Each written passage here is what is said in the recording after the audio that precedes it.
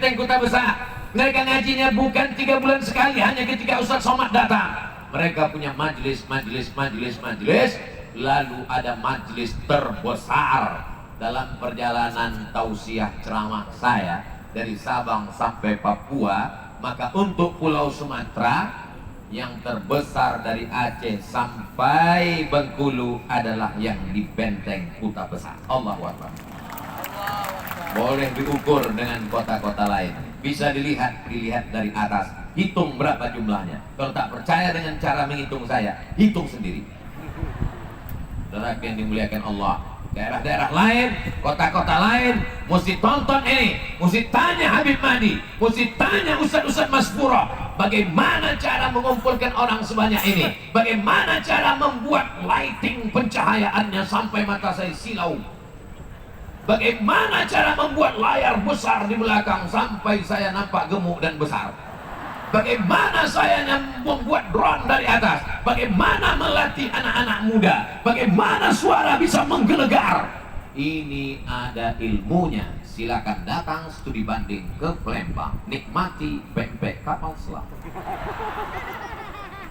Saudara yang dimuliakan Allah Subhanahu wa Ta'ala, sekarang kita melangkah kepada, karena tak lama lagi kita akan berkeliling maulid.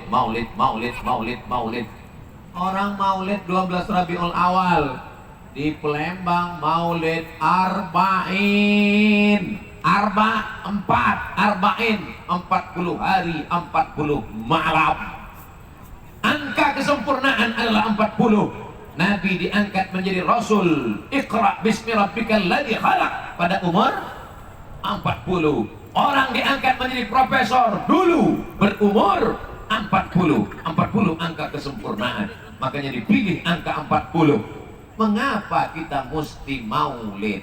Nabi itu kan sudah lahir, Pak Ustadz. Kenapa diulang-ulangi lagi?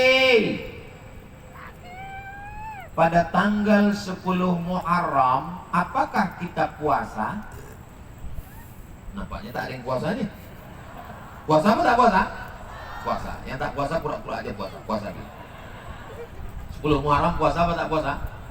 Puasa. Namanya puasa Asyura. Kenapa kita berpuasa 10 Muharram?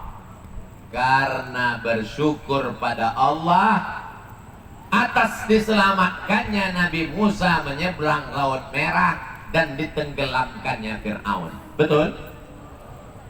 Kemarin waktu 10 Muharram, Musanya selamat, Fir'aunnya tenggelam lagi tuh.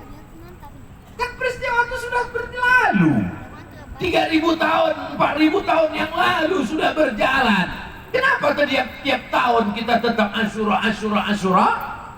Kata Imam Jalaluddin Abdurrahman As-Suyuti di dalam kitab Al-Hawi lil Fatawi, mengutip pendapat Al-Hafiz Ibnu Hajar Al-Asqalani, bahwa boleh mengulang suatu momen berulang-ulang tiap tahun sebagai ungkapan syukur kepada Allah Subhanahu wa Ta'ala. Kalau selamatnya Musa disyukuri, adakah yang lebih besar nikmat Allah daripada selamatnya Musa? Ada. Apa itu? Lahirnya Sayyidina wa Maulana Muhammad sallallahu alaihi.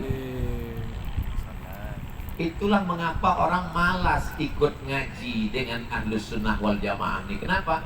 Karena ribet, jelimet, susah payah, pengambilan dalilnya mutar. Pergi dulu ke Musa, puasa Asyura, baru ke Maulid.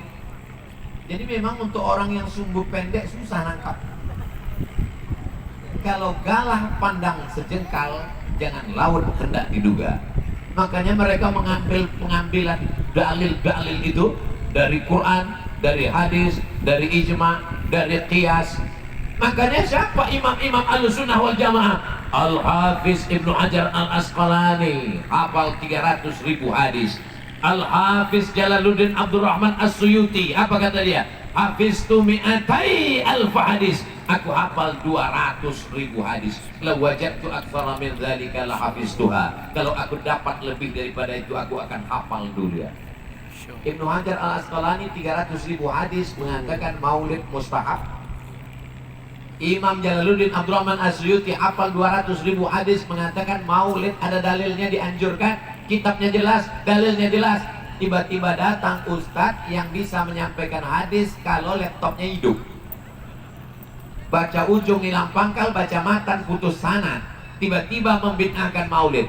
Saya lebih mau ikut Al-Hafiz Ibnu Hajar Al-Asqalani dan Al-Hafiz Jalaluddin Abdurrahman As-Suyuti dan Al-Hafiz Imam Muhyiddin Abu Zakaria Yahya bin Syaraf An-Nawawi daripada mengikut ustadz yang tak jelas asal usul, panjang pendek ujung pangkal.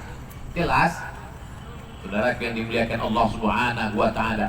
Wa dzakirhum, ingatkan mereka bi ayyamillah, ingatkan mereka dengan nikmat Allah, nikmat Allah, nikmat Allah.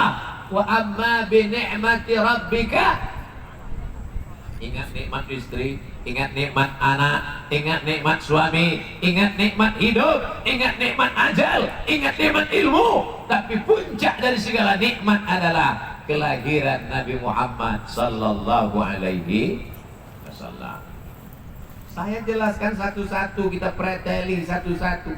Lalu kemudian membawa sorban ke atas tadi Pak Ustaz. Membawa sorban keliling mengambil duit itu apa pula dalilnya?